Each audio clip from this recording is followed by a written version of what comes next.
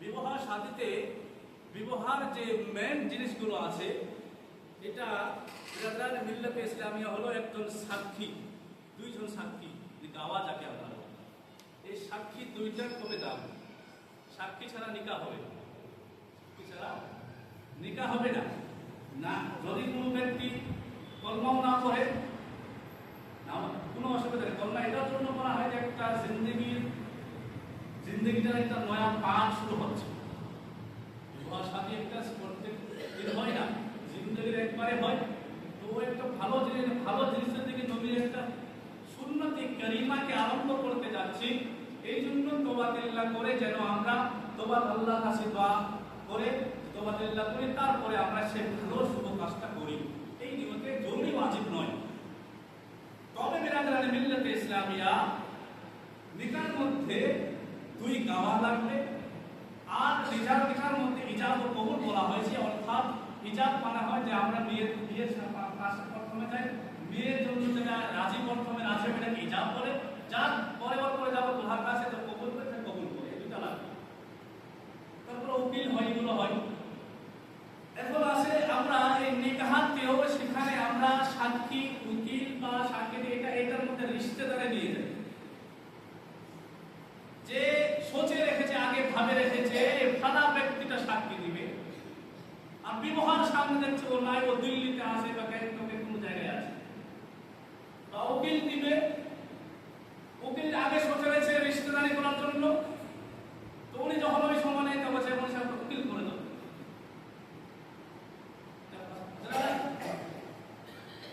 আর সাক্ষীটা উকিল করে দেবে। তোমরা নিজেই কহ সাক্ষী মানে কি? সাক্ষী মানে কি? গাওয়াহি। গাওয়াহ বলা হয়, ওটাকে বলে বাংলাদেশে সাক্ষী বলে। সাক্ষী ওই ব্যক্তি দিতে পারবে যিনি উপস্থিত থাকবে, নিজের স্বচক্ষে দেখবে। কোন জিনিসের যখন কোর্টে আপনি কোনো কাউকে সাক্ষী নিয়ে যাবে, সেই সাক্ষী কোর্টের মধ্যে যে সাক্ষী দিবে সেটাই মনে ভাববে এই ব্যক্তিটা স্বচক্ষে দেখেছে, তাই সাক্ষী দিচ্ছে। সাক্ষী মানে হচ্ছে উপস্থিত হওয়া, মানে প্রস্তুত হওয়া, সামনে হওয়া, স্বচক্ষে দেখছে। কিন্তু আমরা সেটার মধ্যে বিরাদরি এটা বের করে দিয়েছি, ও সাক্ষী করতে হবে, ওকে উকিল করতে হবে।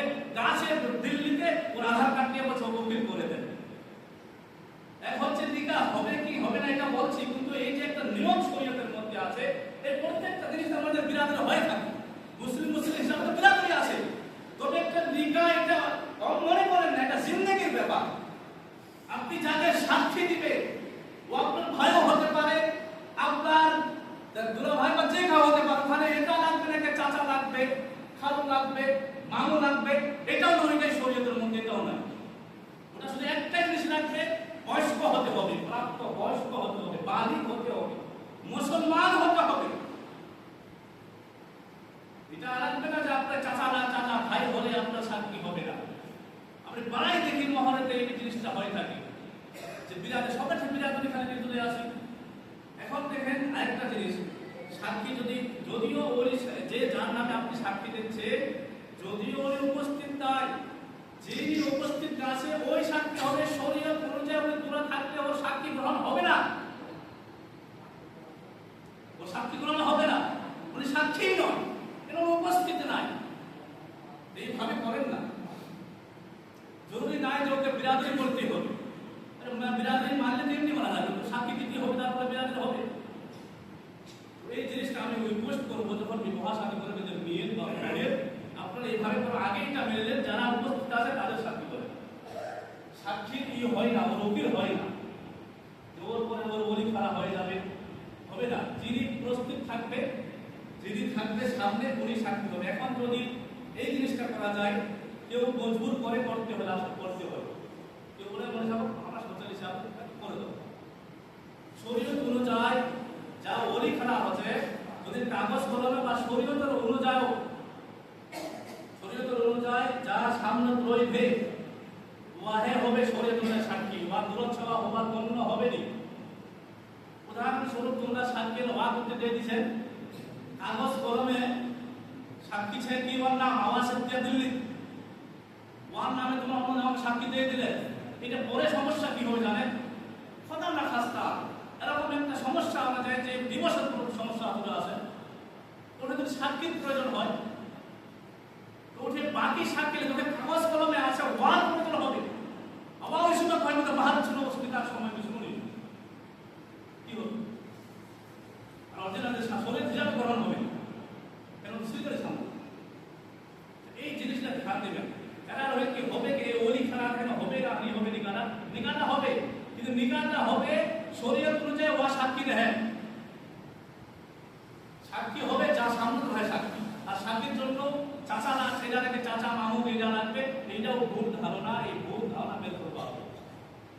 হ্যাঁ বিরাদরি করবেন অসুবিধা নেই অন্য ভাবে বিরাদরি করো কেউ ভাই বিরাদরি করবা হবে তো যা হোক জেনারেলি বিজনেস ইসলামিয়া বলার উদ্দেশ্য ভাই এটা যেগুলো কাজ কেন নিভা একটা কম জিনিস মনে করেন এটা শরীয়তের একটা জিন্দিগির একটা বন্ধন। ওই জন্য বলছে যে নিকার সময় ভালো একটা ভালো ভালো পরিষ্কার বাড়িওয়ালা ভালো মুত্তাকি ব্যক্তি হলে ভালো হবে। তাদের মধ্যে পরিষ্কার মুত্তাকি ব্যক্তি হয় আর খুবই ভালো। এই জিনিসটি লক্ষ্য করেন ও রিস্তায় এটা চাচারা চকুরস লক্ষ্য করেন না দেখছেন যে ভালো বা ব্যক্তি নামাজি ব্যক্তি ভালো ব্যক্তি পরিষ্কার ব্যক্তি ওনাকে সাক্ষী বেলা একটা পবিত্র বন্ধনে বন্ধন হচ্ছে পবিত্র হচ্ছে সারা জীবন থাকবে।